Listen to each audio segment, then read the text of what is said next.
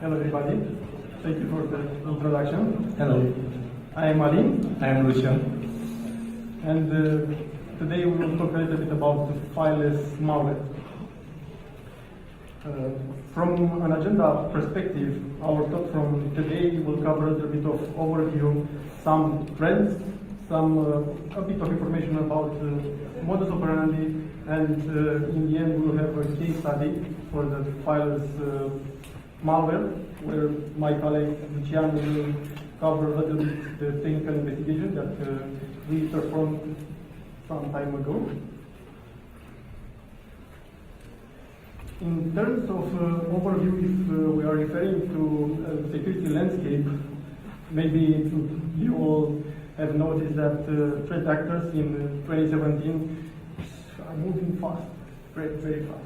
And in terms of responsive, reactive cybersecurity operations, let's say, are not so mature as we are expecting to be. In terms of security landscape, it's very important for us to know a little bit, to figure out when,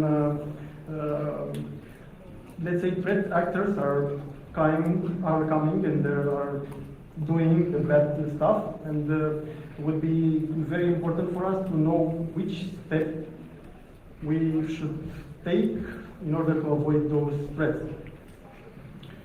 More than that, having a better understanding of security landscape would be a perfect idea, let's say, to figure out which are the security risks from today, and also we'll be able in this way to figure out how they will evolve from the risk of tomorrow.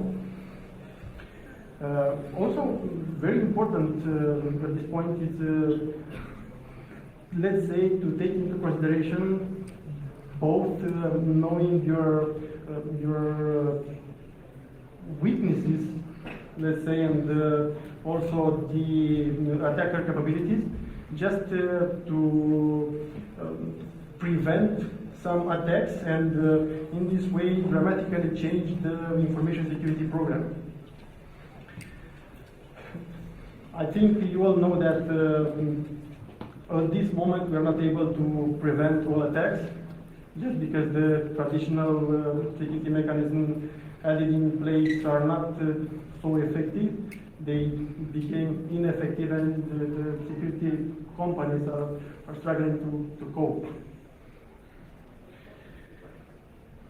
In terms of enterprise security, I think you all agree that it's very important for us to know the business, because it reflects the digital environment, and knowing very well the digital environment, then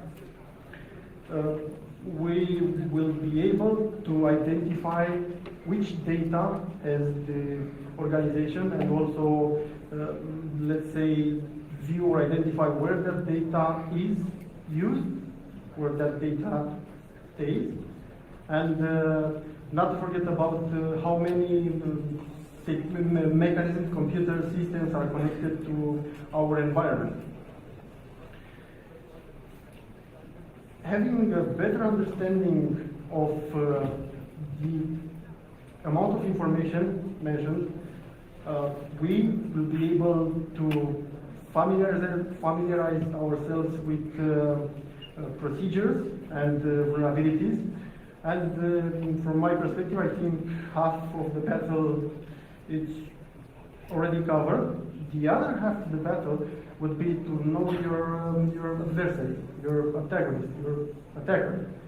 And at this moment, it's very important. Let's say it's way easier to fight against known antagonists rather than trying to cover, trying to prevent the unknown. Also, it's very important for us to have a good knowledge and to have way good information, because at this point you need to make sure that your network, your colleagues, let's say, are able to provide intelligence in order to detect and capture the threats that either being the company affected, surveillance, or some other type of threats, attacks. Then, if we're staying a little bit on this picture, it's again, it's very important for us to have the intelligence, the threat intelligence. I think you all heard about that. It's that piece of information that should be actionable and from which the companies should be able to ingest, to create some security mechanisms, should create some procedures, should maybe a little bit of extending the security mechanisms that are put in place.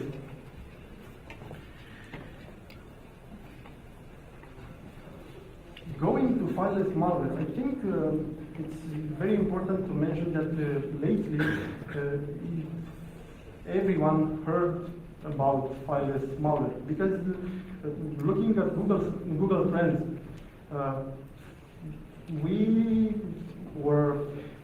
the interest for fileless malware became somewhere around 2014, then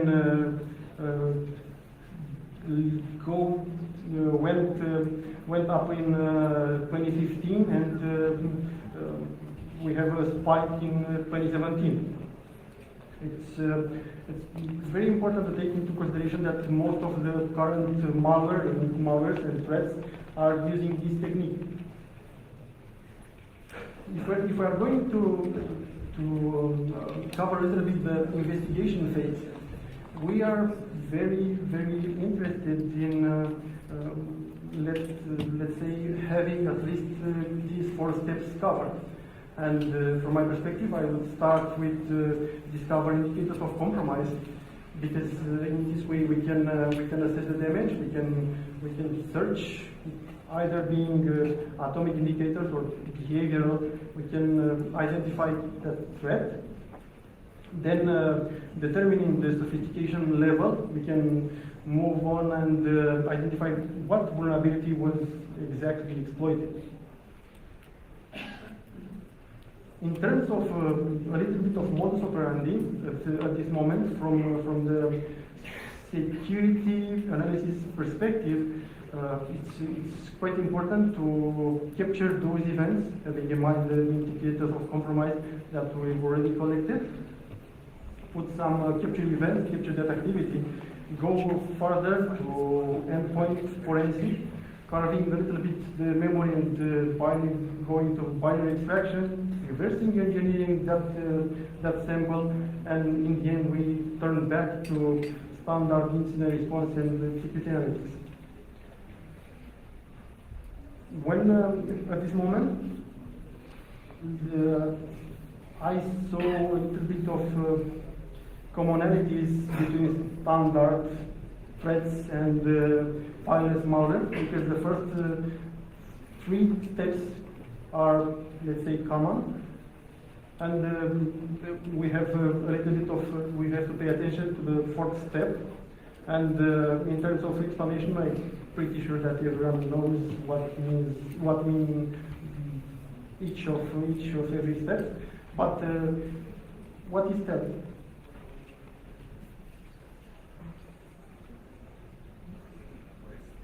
Yes, we have to make sure that the threat.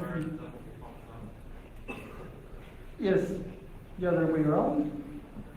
The threat is staying on that environment as long as possible without being detected. The privilege escalation, when we refer to privilege escalation, we refer to someone trying to exploit the vulnerability in order to get admin rights, and hence, therefore, they could be able to do whatever they would like to do. In terms of information gathering, harvesting those systems and those data in order to be used in the further stages of this attack or other attacks.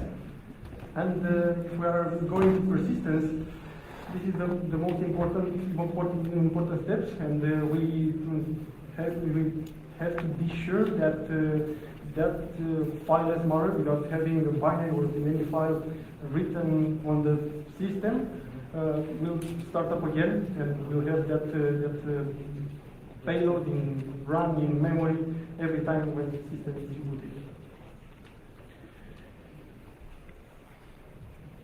In terms of persistence, there are those three standard ways to make sure that the persistence was achieved. The Windows management instrumentation. We know that the Windows management instrumentation is it's the administrator tool, because at the origin that was created just to make sure that we can get system configuration, we can run scripts, we can run tasks, we can run automatize a lot of that information, a lot of that activity. The most important location where a file should be created and remain for the future references is in Windows registry, and not to forget about PowerShell, which is standard inherited scripting language, which all, or at least most of the users, most of the attackers are using in order to run their payload. I'm going to pass the floor to Lucian, and he's going to talk about the fileless malware that we prepared for our session. Yes, I will present a case study, a real-life incident, where I had an incident for Bitcoin mining, and we didn't know what happened because we didn't have any alerts before like this, where we had the cryptocurrency starting with mining full undetected. And okay, analyzing the PCAP, we found that there is an email address from Russia with XM user agent, and we found that this is a Monero CPU miner with official Windows support. Okay, the investigation started on remote workstation, but when you are an analyst, you don't have full admin rights on a workstation, remote control. You only can see through an endpoint solution, like Encase. You can see what processes are running, what auto-run lines there are in auto-run registry keys. You can see the network connections, and you can see what were the latest files opened. And I started the investigation by checking all the processes from the workstation, and I checked almost all of the processes, the hashes of them, and all of them were clean, were not alterated, at least from remote. And to continue the investigation, I had to download the registry keys from the remote workstation and to implement the keys into my virtual machine. And I had to copy this end-user date, USR class date, security system software. But to arrive here to export the registry, I found a key in the remote machine where there was a phrase which included PowerShell command, and from there I thought that the next step is to analyze the registry of the workstation. And after this is the line I found on the workstation. See, Windows is wow, shell, PowerShell X, Windows style, hide, no logo, no interactive. The problem when I started to analyze the workstation was that not all these lines were shown on the screen to me. I only had see Windows is wow 64 Windows, and that's it. And to be able to see all these commands, I had to hover, like in Outlook when you see a link to see the real address. Because in case not showing you all the line, it hides and only show you if you hover on the line. Okay. Just a small comment. At that point, I brought into discussion the importance of the threat intelligence, just because we had a lot of activities and a lot of malicious activities, and we started from creating that snort rule as the first stage. We, let's say, implemented that rule. After we implemented that rule, we ended up with a lot of alerts, and from those alerts we identified, I can't remember the exact name, but a lot of systems that were making connections to those IPs, and a lot of incidents were cut based on that mining login activity.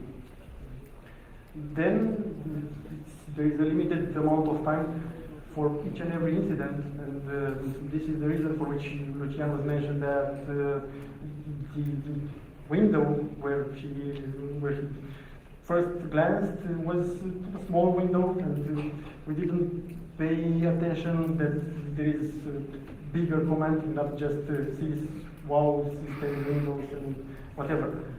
So starting from the first system, then the second slide was to present the registries, the services, everything, and having a glance over those registries, those services, you will end up noticing that all of them are legitimate, and there is no malicious activity. So what's next? What's the next step? After that, sorry. All this everything's fine. Yes, 100 incidents. Perfect. Okay.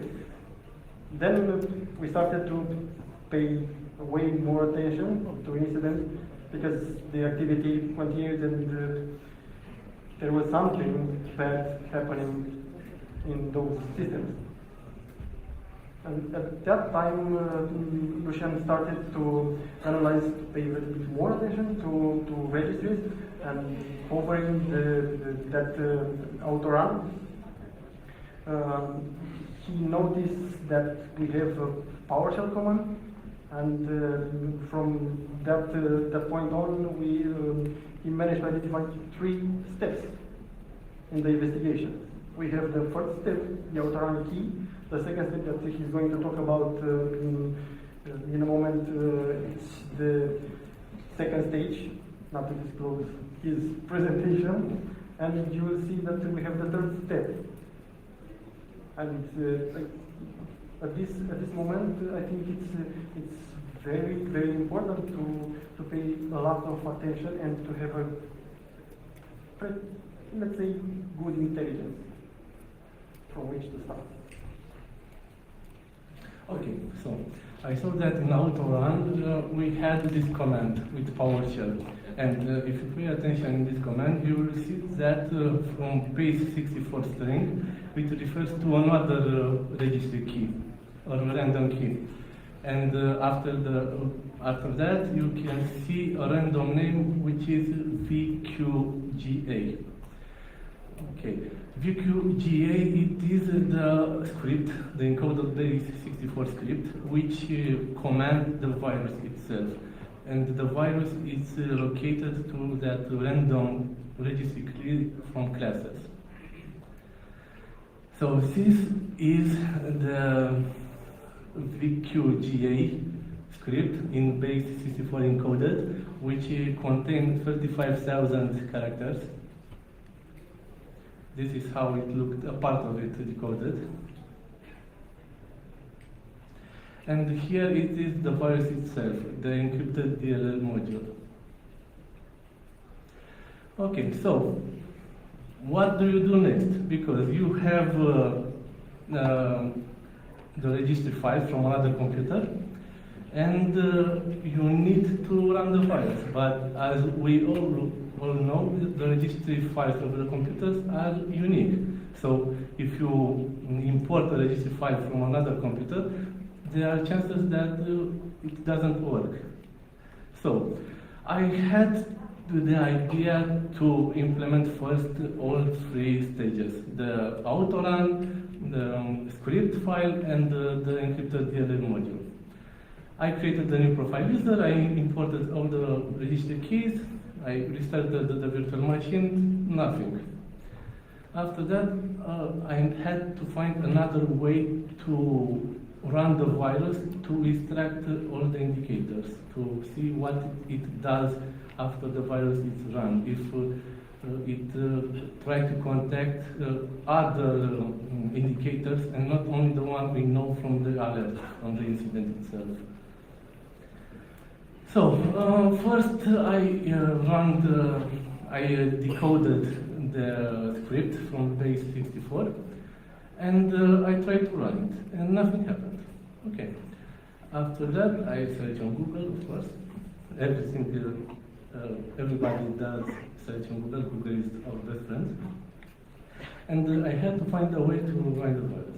And I saw that if you run PowerShell ISE from command prompt, you can paste the base 64 decoded text, and if you run it, it will work, because it will try to contact the virus by pasting the autorun process. So basically what I did with PowerShell ISE, I skipped the autorun, and I skipped the command which is received from the autorun to run the virus.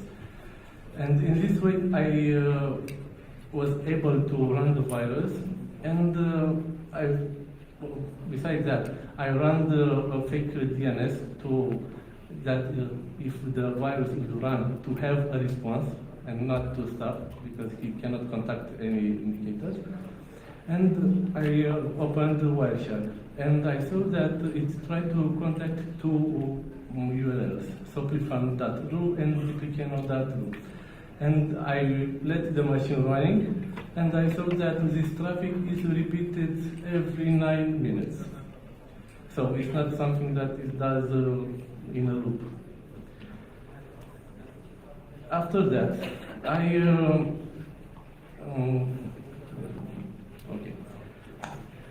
when the virus is run, I saw that it injects itself in vscript.exe. msexec.exe file, which is a legit file from Windows. And from there, it tries to contact that indicators. And after I saw that this program is run by the virus, I dumped the memory, and I captured the msexec.exe. And after that, I tried with strings, and I found another 126 domains in the memory of the virtual machine. The biggest concern is, okay, when you work in a corporate environment, you are most secure than most of the users, because somebody will watch your traffic, like a SOC or a knock or something, and you can see the spike from the network. But imagine yourself if you are a user at home. This virus malware is not detected by any antivirus. I made a test by that. I exported the base 64 script, decoded, and I sent it to an antivirus company to see what it says. And the response from them was that it is a Trojan PowerShell, blah blah blah. But after the antivirus company updated the signatures, I scanned the computer which were infected, and he didn't find anything, even after the boot. So, if you get this kind of virus at home, you are done. You can discover, because it doesn't make the callbacks in a loop to have a spike and to see on your router, for example. Or, and if you scan your computer, you cannot detect it.